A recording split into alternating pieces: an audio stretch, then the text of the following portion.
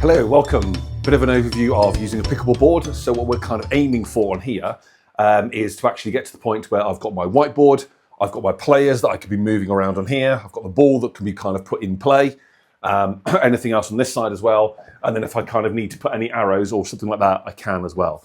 And that can all be achieved right inside the IQ whiteboard. And the way I've done that, it's just starting from the beginning, pressing the home button, is I've started by opening up a whiteboard. Now, as you can see, start of all, if I'm wanting to add in different pictures from here, there are some American football, basketball court, but yet there's not a pickable one. So what I've done here is I then go back to the home page and I've gone to my web browser. So from then on the web browser, what I have done is I've searched for pickable court. If you click at the top here, the keyboard will just appear. So I've typed in pickable court. I've chosen the one I wanted here, clicked on that, made it full screen. And then I've got my image. So I've now found the image. Of course, I could import these from my Google Drive as well. So I can click and hold on there, and then I've clicked on download image. So it's then saving it to the board.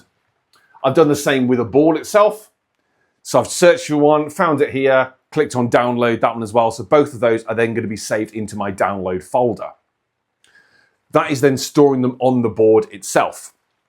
So then pressing that home button here, going into the whiteboard, I can then add in an image.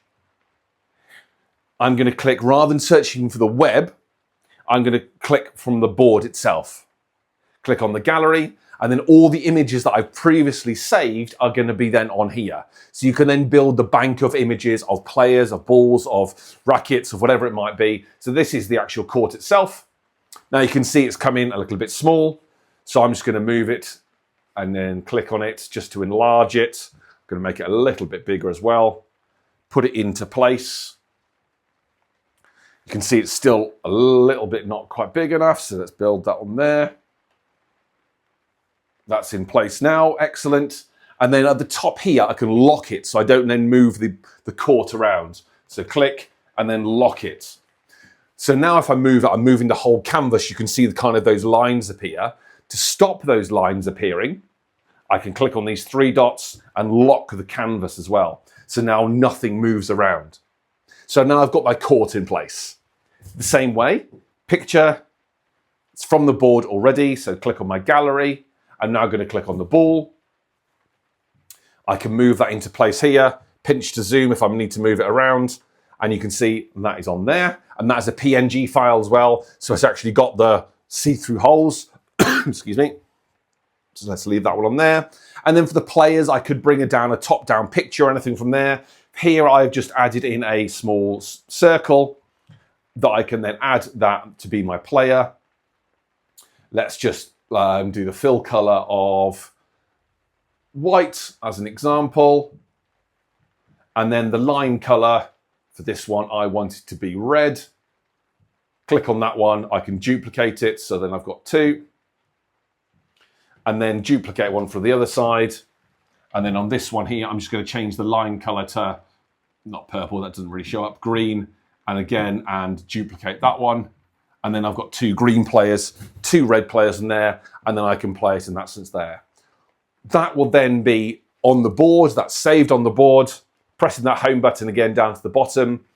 It has got my recent files here, so I can have recent ones. If I want that one to appear on my favorites, I can just click on the favorite star there, and it's going to be stored then in my favorites, which is great for a few. If you're wanting to save lots of them, they're all going to be saved into your files down here.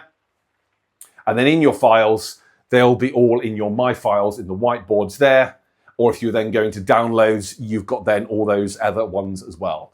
So that way you can then have as many different images, as many different whiteboards for those different scenarios, for different sports you're playing itself as well. And of course, if you are linking it to your Google Drive as well, that means you can access and you can save all that content from your Google Drive and have that appearing in here as well to kind of make that even more seamless for your board itself. So hopefully that gives you a bit of an overview of using the backgrounds, using the whiteboard to add your own sports pitches and your own players and equipment to it itself there. Have a go, use anything else, and of course, any more information, just give us a line and we're more than happy to support you for that as well.